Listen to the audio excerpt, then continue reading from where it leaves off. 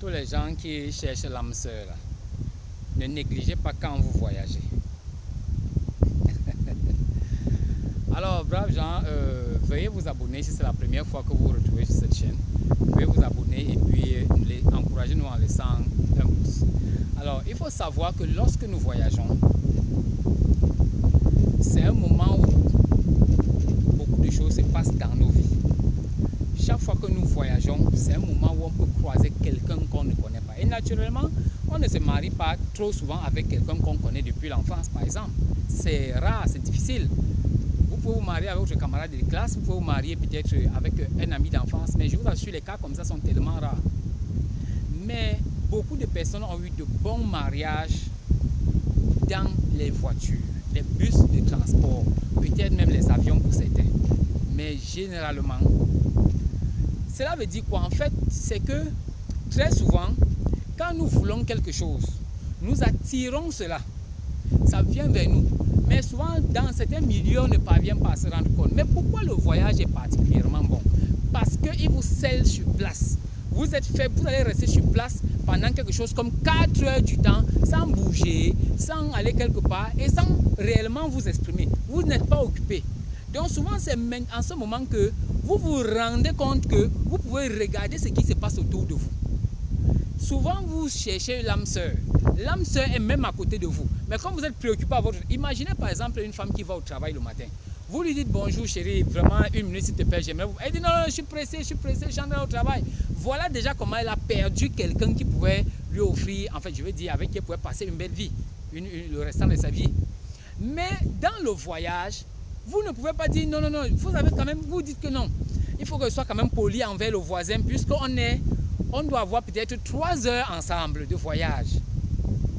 Même si c'est un petit voyage, comme par exemple, je prends peut-être Douala-Yaoundé, vous êtes dans un bus, dans un bus, pardon. Vous êtes dans un bus, et puis vous êtes obligé de faire 2 heures à 2h30 ensemble sur place. Vous n'allez pas être désagréable pendant les 1 heure. Peut-être c'est souvent lorsqu'il reste peut-être 15 minutes. Supposons si vous quittez peut-être Douala pour Yaoundé, c'est lorsque vous arrivez peut-être, je peux dire quoi là? Bon, en tout cas, quand vous êtes déjà dans les parages, vous êtes peut-être à 10 km de Yaoundé, quand vous pouvez commencer à faire la grosse tête, n'est-ce pas? Vous pouvez commencer à faire la grosse tête, parce que dans tous les cas, on va se dire ça. Mais très souvent, parce que les gens sont calmes, ils veulent être polis, ils se retrouvent souvent en train de partager les petites choses, quoi. Les agapes, par exemple, quelqu'un vend le plantain, vous prenez, vous offrez un petit paquet de 100 francs à votre voisin ou à votre voisine, et puis le langage commence vous commencez à causer. Et comme vous avez l'obligation de politesse, puisque c'est le voisin, vous allez rester ensemble pendant un bon bout de temps quand même, vous n'allez pas vous fâcher. Et c'est comme ça que souvent les gens découvrent que waouh, c'est certainement de cette personne que j'avais besoin. Donc souvent prêtons beaucoup attention à notre voisin dans le bus. C'est souvent une occasion en or de regarder. Et puis c'est comme ça que vous également choisir votre place. En entrant dans un bus, vous remarquez que de l'autre côté, il y a une femme qui vous a l'air gentille, qui vous a l'air douce, et vous allez vers elle. De la même façon, peut-être une femme, vous regardez que ce jeune homme, il peut être célibataire, peut-être encore, et puis vous allez vers lui. Peut-être vous essuyez même la place et vous l'invitez à s'asseoir là où c'est propre. Il y a des petits gestes de rien du tout qui peuvent faire changer les choses. Donc, quand nous voyageons, s'il vous plaît, regardons beaucoup autour de nous. Tellement de gens ont eu la chance de leur vie, rien que dans un voyage. Tout simplement parce que durant le voyage, ils ont eu une causerie tellement profonde. Des fois, ils ne se rendent même pas compte que le temps est en train de passer. Le temps passe. Hey! On est déjà arrivé à Yaoundé et j'ai perdu la tête. Tellement j'ai causé avec cette fille que je ne me suis pas rendu compte. Oui. Et quand c'est le cas, très souvent, ça veut dire que c'est une personne intéressante. Parce qu'il faut savoir que lorsque vous êtes assis avec quelqu'un avec qui ça ne peut pas donner, c'est même pas facile déjà que vous causez au point de vous perdre.